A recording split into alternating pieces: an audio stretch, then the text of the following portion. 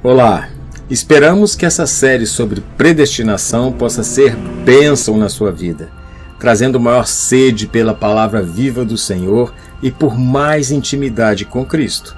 Seja bem-vindo.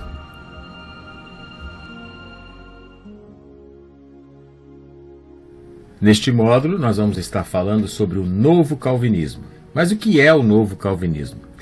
É um movimento de resgate do calvinismo que já tem atingido diversas denominações protestantes ao redor do mundo. Surgiu no final do século XX, início do século XXI, e a característica maior deste movimento é que ele é mais aberto em relação a outros pensamentos, a outras correntes teológicas.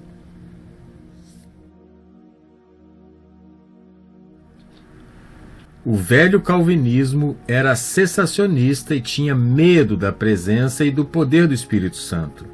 O novo calvinismo é continuista e se alegra com a presença e poder do Espírito Santo. Mark Disdall, Mars Hill Church.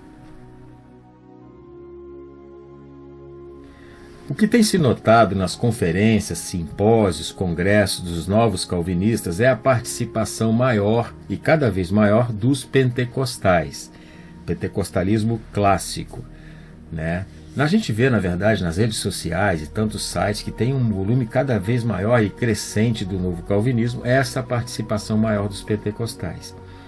E por isso mesmo, então, vale notar o que é então que tem mudado de verdade. O que é que mudou no novo calvinismo? E para falar do que mudou no novo calvinismo, eu prefiro começar falando daquilo que não mudou, né? Daquilo que continua inequivocamente sendo o calvinismo clássico com nova roupagem.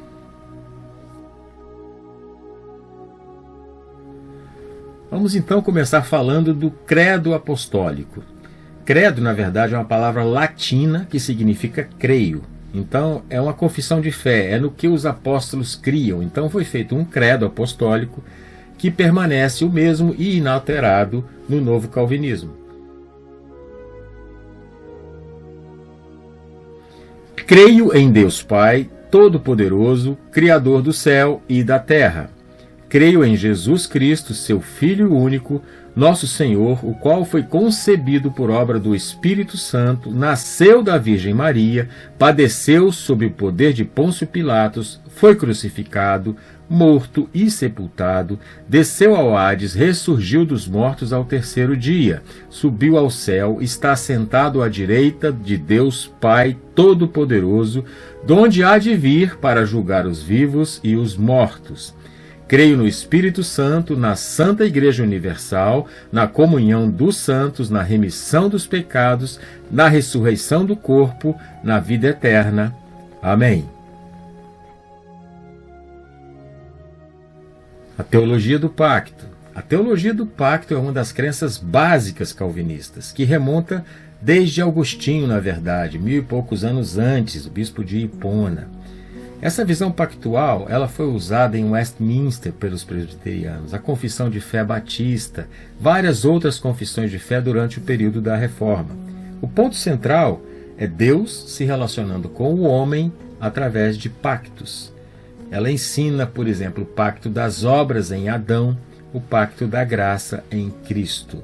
É Deus se relacionando com a humanidade através de pactos.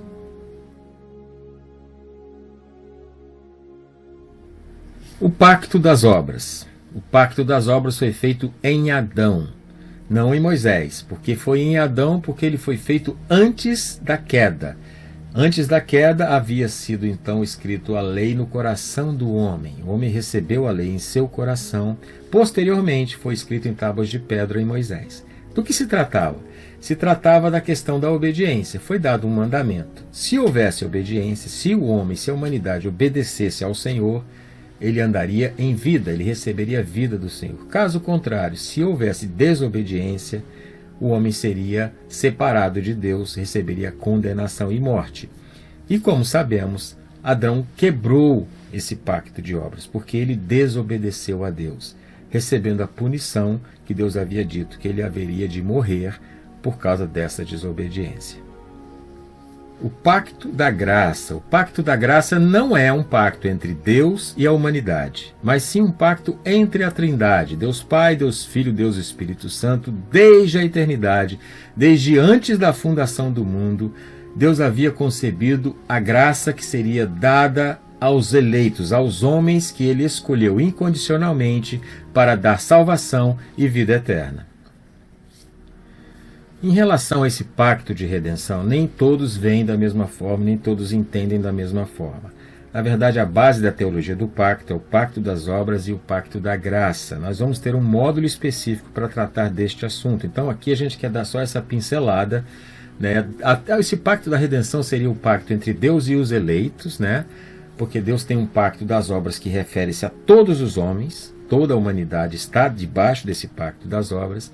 Mas esse pacto da redenção foi firmado somente com os eleitos, aqueles que Deus escolheu incondicionalmente para levar ao céu, para serem salvos. Falaremos mais da teologia do pacto em relação a Israel e a igreja, né, a interpretação literal e não literal, e outras coisas que se referem a essa teologia. Mas, por enquanto, o que vale ressaltar é que o novo calvinismo abraça por inteiro, por completo e irrestritamente a teologia do pacto. O novo calvinismo manteve os 5 pontos fundamentais do calvinismo, 5 pontos do calvinismo também denominados pela palavra tulip, de tulipa, sendo que o T significa total depravity, a depravação total. O U, unconditional election, a eleição incondicional. O L, de limited atonement, que é a expiação limitada. O I, de irresistible grace, que é a graça irresistível. E o P, de perseverance of the saints, que é a perseverança dos santos. Todos estes 5 pontos foram mantidos na sua íntegra pelo novo calvinismo. A lei civil, moral e cerimonial. Se trata das leis que Deus deu e prescreveu a Israel. E aqui não estamos falando somente dos 10 mandamentos, mas dos mais de 600 mandamentos descritos no Velho Testamento.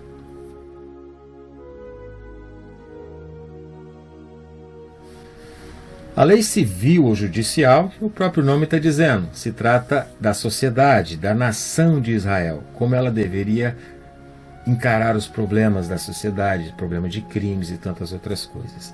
Já a lei religiosa e cerimonial trata do serviço dos sacerdotes, né, nos sacrifícios, em todo o trabalho que se fazia no tabernáculo ou no templo.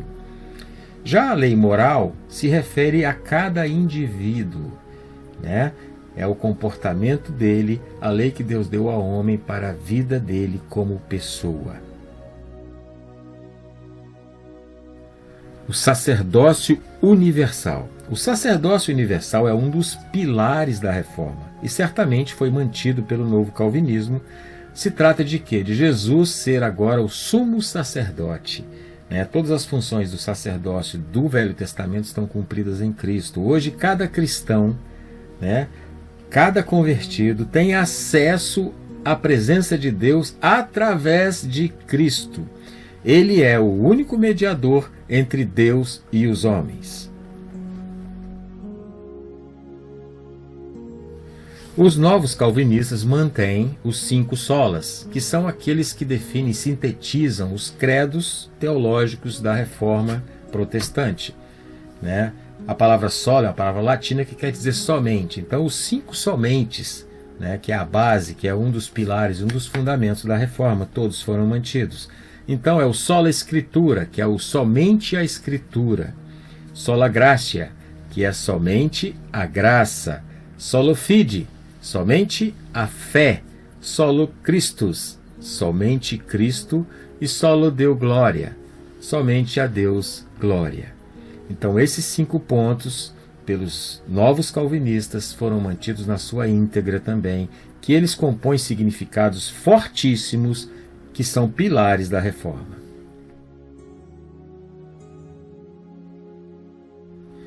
Existem também os notáveis do novo calvinismo, aqueles que se destacam na pregação e na divulgação do novo calvinismo. Dentre esses notáveis, nós temos o Mark Caver, temos o Tim Keller, o Mark Driscoll, o Albert Mohler, John Piper e tantos outros como Don Carson, Francis Chan, Ken DeYoung, Matt Chandler, R.C. Sproul, Michael Houston, Paul Washer e tantos outros que se destacam na divulgação e na pregação do novo calvinismo. Queria trazer aqui rapidamente a visão de Driscoll, que é um dos pontos definidores desse novo calvinismo. Aqui ele traz 4 pontos importantes para a gente mencionar sobre a definição do novo calvinismo. Teologia reformada é uma coisa bem ampla, nem preciso dizer muito, mas só o que mencionamos agora, essa rápida pincelada sobre os pontos que foram mantidos no novo calvinismo, dá a entender exatamente o que Driscoll quer dizer aqui. Eles vão manter esses pontos todos, os 5 solas e tudo que a gente já falou, e principalmente enfatizando a soberania de Deus, a absoluta soberania de Deus, o Todo-Poderoso, que vai levar a cabo a salvação dos eleitos. Basicamente, a teologia reformada fala de tudo que falamos até agora, enfatizando-se a soberania de Deus. Relacionamentos complementares.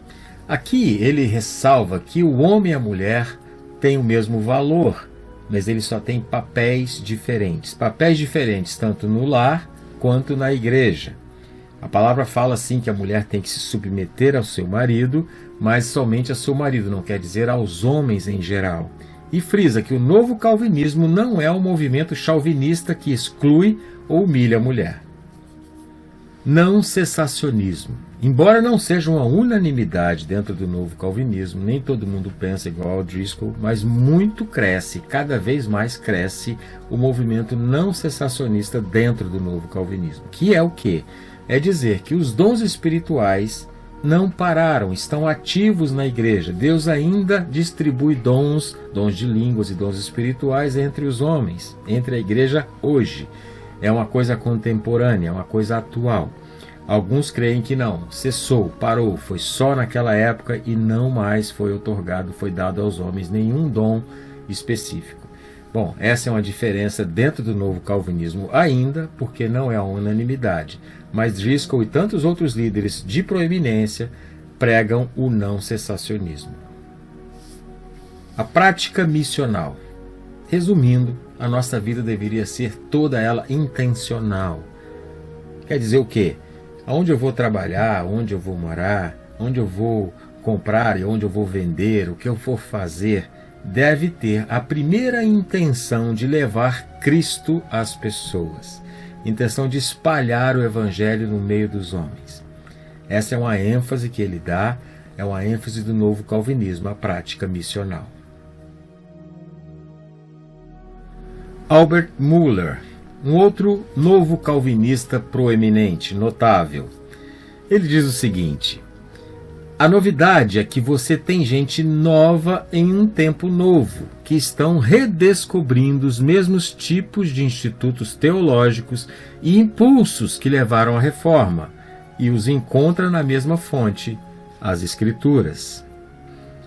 E diz ainda: no momento em que alguém começa a definir o ser ou os atos de Deus biblicamente, essa pessoa é levada a conclusões que são tradicionalmente classificadas como calvinistas.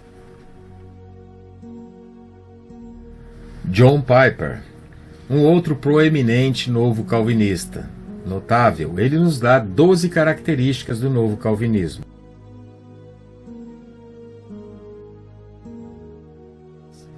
A primeira, o novo calvinismo, em seu comprometimento com a inerrância da Bíblia, abraça as verdades bíblicas por trás dos 5 pontos, da Tulip. Segundo ponto, o novo calvinismo abraça a soberania de Deus na salvação e em todos os assuntos da vida e da história, incluindo o mal e o sofrimento. Terceiro ponto, o novo calvinismo possui um forte tempero complementarista com uma ênfase no desenvolvimento de homens e mulheres em relacionamentos onde os homens abraçam o chamado para uma liderança robusta, humilde, serva e semelhante a Cristo. O quarto ponto, o novo calvinismo tende a ser um afirmador da cultura em vez de ser um negador dela, embora resista a algumas posições culturalmente discrepantes, como, por exemplo, a prática homossexual e o aborto. O quinto ponto. O novo calvinismo admite o lugar essencial da igreja local, que deve ser conduzida principalmente por pastores. Possui uma propensão vibrante para a plantação de igrejas. O sexto ponto.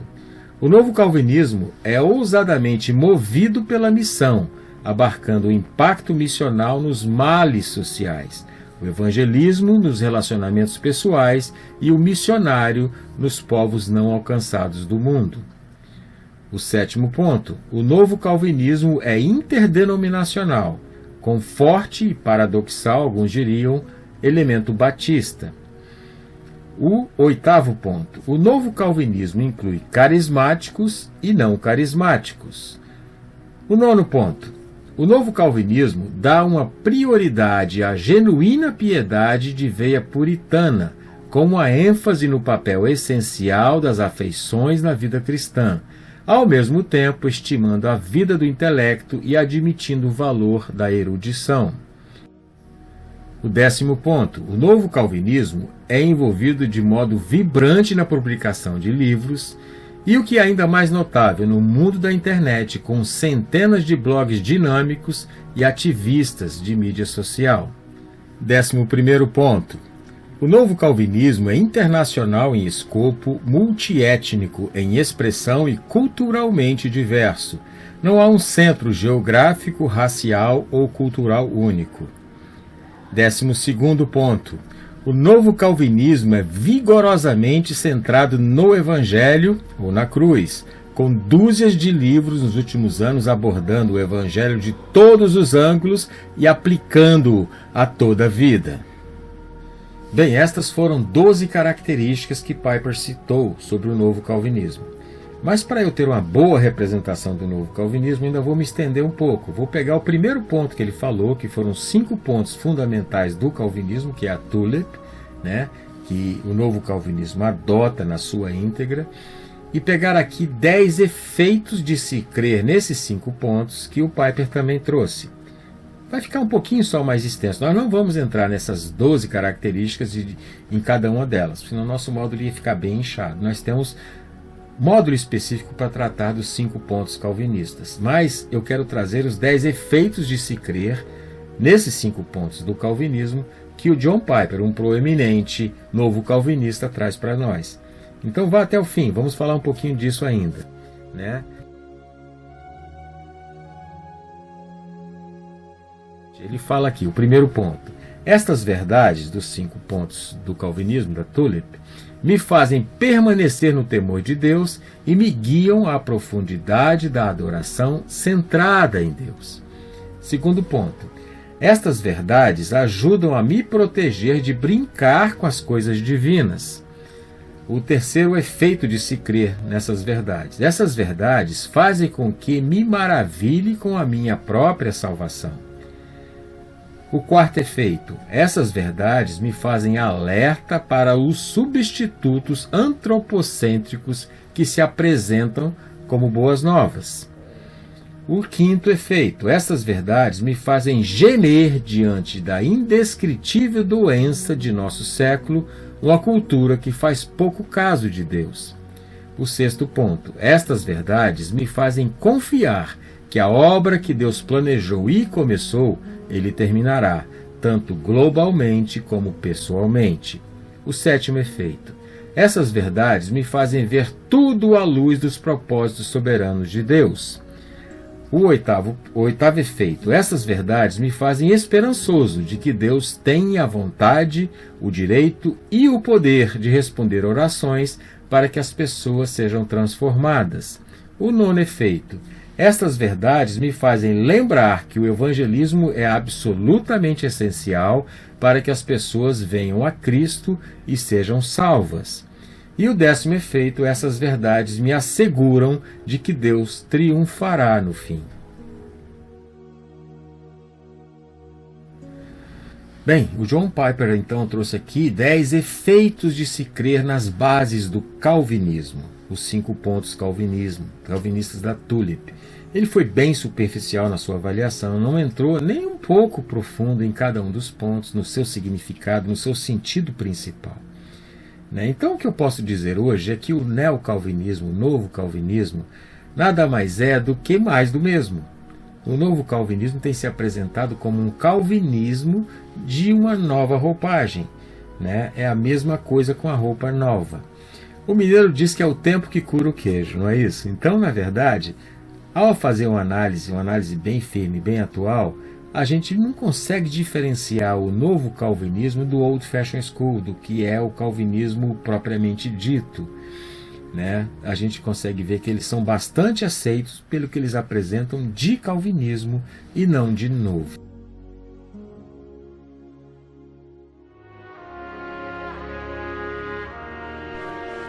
A graça de Deus se manifestou salvadora a todos os homens.